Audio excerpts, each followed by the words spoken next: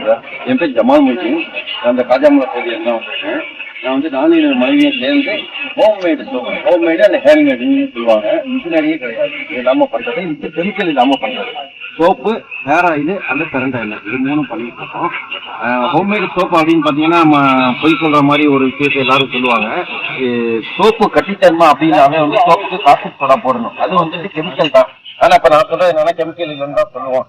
என்னன்னா அந்த caustic soda வந்து எவாபரேட் ஆகிறதுக்கு நம்ம 30 நாள் நேரம் அந்த காய வச்சுன்னா வந்து ஹோம்மேட்னு சொல்லணும். இந்த ஆயில மட்டுமே பண்றது. 2 ஆயில் காஸ்டிக் சோடா. இது ஒரு 30 நாள் காய்ச்ச பிறகுதான் நம்ம வந்து இதை வெளியே விற்கிறே இருக்கிறோம். என்னென்ன வகையான 12 வகையான சோப்பு பண்ணிக்கிறோம் சார். தேங்காய் சோப்பு, குப்பைமீனி சோப்பு, இதெல்லாம ஆவாரம்பூ, வெட்டி வேறு, இருக்கிற எல்லா பிளேவருமே போட்டு கொடுத்துருக்கோம் சார். ரொம்ப சிறப்பா சொல்றீங்க. வெளிப்படையா வியாபாரம் பண்ணி பொதுமக்களுக்கு ரொம்ப பிடிச்சது. ஏன்னா அவங்க என்னமோ சொல்லிட்டு போறாங்க, என்கிட்ட இதுதாங்க இருக்கு அப்படிங்கிற வெளிப்படையோட நம்ம பேசிட்டு இருக்கீங்க. இந்த சோப்பெல்லாம் வெரைட்டி சொல்றீங்க இல்லையா, இதோட மூலப்பொருட்கள் அப்படிங்கிறது கொஞ்சம் சிரமமான விஷயம். நீங்க சொல்லும் போதே தெரியுது எங்க கிடைக்கும், எங்க போய் எடுக்கலாம், இதெல்லாம் எப்படி நீங்க சமாளிக்கிறீங்க? இது நம்ம இங்க திருச்சியில ஹோல்சேல் கடையில வாங்கிக்கிறோம் சார். குப்பை மீன் அது நாங்களே அரைச்சி நாங்களே பவுடர் பண்ணி வைக்கிறோம். கிடைக்காததெல்லாம் அந்த கடைகளில் வாங்கிட்டு தான் நம்ம அதை கொடுத்துருக்கோம் சார்.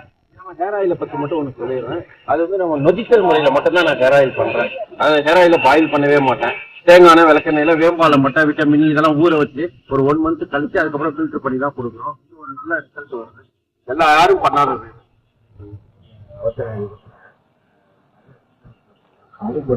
எல்லா வயதிலும் இந்த மாதிரி ஒரு ஆரோக்கியமான மூலிகை சார்ந்த விஷயங்களை நம்ம பயன்படுத்தும்போது அந்த தொழில் முனைவோரும் ஜெயிக்கிறாரு.